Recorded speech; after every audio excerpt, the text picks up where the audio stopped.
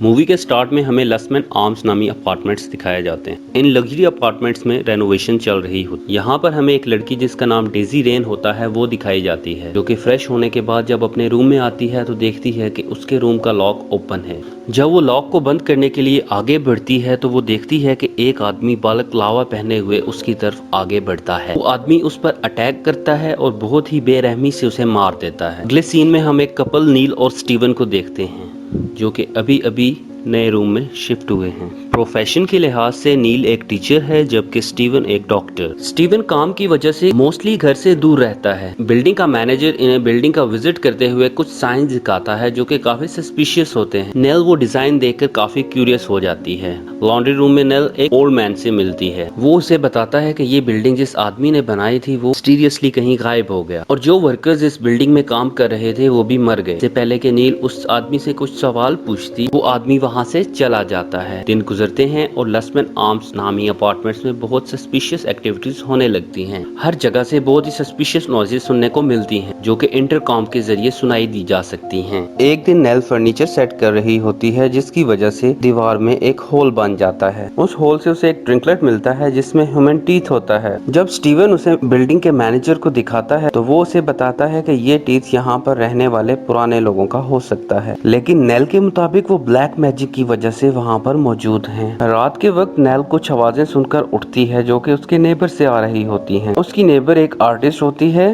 जो कि रिहर्सल कर रही होती है कि अचानक बल्कलावा पहने वो आदमी उसके अपार्टमेंट में दाखिल हो जाता है, जो कि नेल गन से उस पर अटैक करता है। नेल को उस लड़की की स्क्रीमिंग सुनाई देती है और वो फौरन से पुलिस को कॉल कर देती है। उस लड़की का बॉयफ्रेंड काफी अब्यूजिव होता है। यही वजह है कि नेल को लगता है कि शायद उसके बॉयफ्रेंड से लड़ाई हो गई है। मास्क मैन नेल्स उस लड़की की पूरी बॉडी में मारते हुए उसकी भी जान ले लेता है। जब पुलिस वहाँ पहुँचती है तो उसे उस लड़की की बॉडी के अलावा वहाँ कुछ नहीं मिलता और उस लड़की की बॉडी वहाँ की सीलिंग से अटैच होती है। नेल इस सब से काफी ज्यादा परेशान हो जाती है, क्योंकि उसके मुताबिक उसकी नेबर काफी ज्यादा मुश्किल में थी। नेक्स्ट डे जब नेल रिसेप्शन पर खड़ी होती है तो उसे स्पीकर में से कुछ वियर्ड आवाजें आती हैं और नेल के पीछे हमें एक आदमी का शैडो देखने को मिलता है। तभी वहाँ पर उसकी नेबर का बॉयफ्रेंड आ जाता है, जो कि उसे बताता है कि वो तो खुद नहीं जानता कि उसकी गर्लफ्रेंड कहाँ है, बल्कि वो तो खुद उसे ढूंढ रहा है। जॉगिंग करते हुए नेल को वहाँ की एक लड़की मिलती है जिसका नाम जूलिया है। वो दोनों काफी अच्छी दोस्तें बन जाती हैं। यहाँ हम देखते हैं कि इस अपार्टमेंट में एक लड़का जो कि जूलिया का वेबकैम हैक कर लेता है और उस पर स्पाई करने लगता है, जिसे उसकी मदर पकड़ लेती है। इसके बाद हम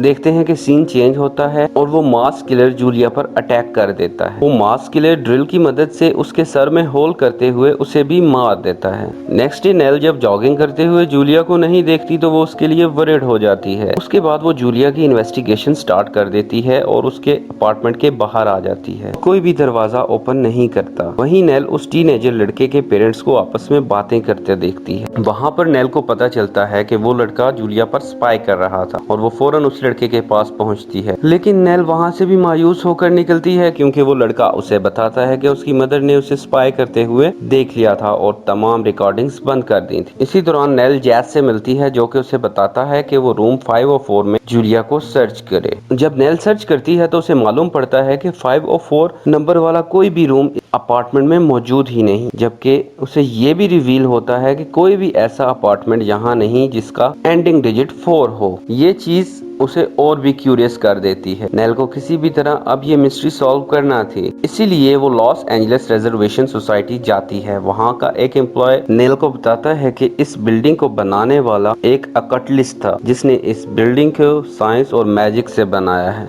जो साइंस नेल ने स्टार्टिंग में देखे थे वो इस मैजिक का एक पार्ट है। नेल उस बिल्डिंग के डिजाइन का एक प्रिंट लेकर अपने घर वापस आ जाती है और फिर वो उस ड्राइंग को देखने लगती है और उसका डिजाइन अपने ही बाजू पर बनाने लगती है। यहाँ पर उसे पता चलता है कि इस बिल्डिंग में एक मिसिंग टाउन भी है और सारे मिसिंग रूम्स इस मिसिंग टाउन में ही मौजूद हैं। रूफ टॉप पर जाने पर नेल को एक हैच मिलता है, जो कि उस हिडन टाउन हाउस की एंट्री है। अंदर जाकर नेल देखती है कि वो room golden age of Hollywood से इम्प्रेस होकर बनाया गया है, जहाँ पर वेपन, टॉर्चर चैम्बर और डजन के हिसाब से कॉप्स मौजूद हैं। नेल ये देखकर काफी ज्यादा डर जाती है। इसी दौरान मास्क मैन बिल्डिंग के एक और आदमी को भी मार डालता है। साथ ही साथ वो एक और हैंडीमैन को भी मारकर वापस टाउन हाउस में में पहुंचता है, जहां पर वो अपना मास्क उतारता है तो नेल पर रिवील होता है कि वो एक मॉन्स्टर है जिसका फेस बहुत ही ज्यादा वियर्ड और डरावना होता है। वो किलर एक साइको भी होता है। वो किलर अपने फेस पर एक इंजेक्शन भी लगाता है। इसके बाद सीन टीनेजर लड़के पर शिफ्ट होते हैं। वो टीनेजर लड़का जूलिया के घर की वीडियो रिकवर कर लेता है जिसमें वो देखता है कि मास्क मैन ने किस बेदर्दी से जूलिया पर अटैक करके उसे मारा था। वहाँ पर उसे नेल तो नहीं मिलती, लेकिन उसका सामना स्टीवन से हो जाता है। वो सब सच सच स्टीवन को बता देता है। स्टीवन ने उस बिल्डिंग के ब्लूप्रिंट्स भी देखे होते हैं, जिसके बाद वो नेल के लिए बहुत ज्यादा परेशान हो जाता है। इसके बाद वो नेल को ढूंढने के लिए निकल पड़ता है। तमाम लोग नेल को ढूंढने के लिए निकल जाते हैं। तभी हम देखते हैं कि नेल से कुछ गिर जाता है, जिससे किलर को पता चल जाता है यहाँ पर कोई मौजूद है। किलर वहाँ पर डोरमैन को देखता है और उसे पकड़ लेता है। इसके बाद वो उसे एक टेबल पर लिटाकर उसके अंदर भी नेल्स घुसा देता है और उसको बहुत बेरहमी से मार डालता है। इसके बाद वो किलर बायरन पर अटैक करता है और एक बहुत ही बड़े हैक्सा से उसके स्पाइनल पर अटैक करके उसे भी मार डालता है। स्टीवन नेल को वहां से लेकर भाग जाता है। इसके बाद उन्हें चैस मिलता है जो कि उन्हें बताता है कि वो मॉन्स्टर एक कॉफिन बेबी है जो कि